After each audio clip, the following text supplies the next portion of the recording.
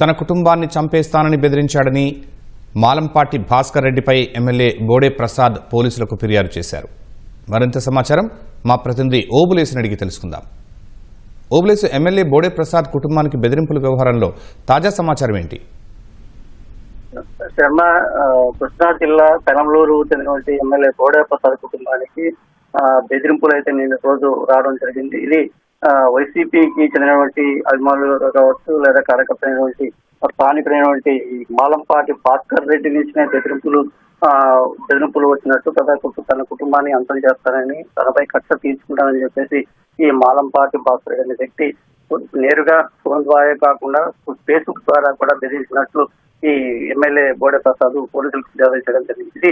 అయితే ఇది మొదటి తప్పనే కాదు, గతంలో కూడా ఇదే తరహాలో ఈ మాలంపాటి భాస్కర్ రెడ్డి నుంచి కూడా బెదిరింపులు ఎదిరినట్లు ఎమ్మెల్యే చెప్తున్న పరిస్థితి మనకు తెలుస్తుంది. అయితే ఎన్నికలకు ముందు ఎవరైతే ఈ ప్రస్తుతం బెదిరింపులకు మా ఎమ్మెల్యే బెదిరింపు పాల్పడారో అదైతే గతం ఎన్నికల్లో కూడా మా ఎమ్మెల్యేకి బెదిరించినట్టు పోటీ చేస్తే ఎన్నికల్లో పోటీ చేస్తే తనకు అంతు చూస్తానని చెప్పేసి తను ఓడిస్తానని చెప్పేసి బెదిరింపు పడుతుంది.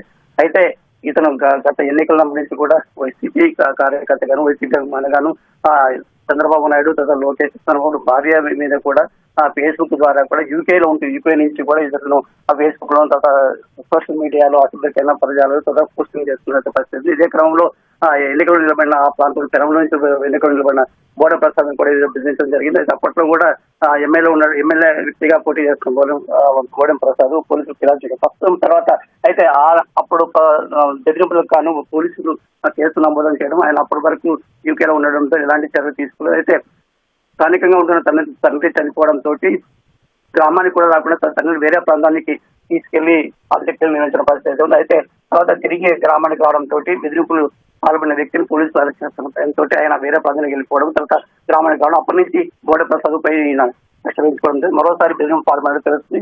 ఈ మేరకు ఎమ్మెల్యే బోడే ప్రసాద్ పోలీసులు ఫిర్యాదు చేయడం జరిగింది. ధన్యవాదాలు ఓబులేషు.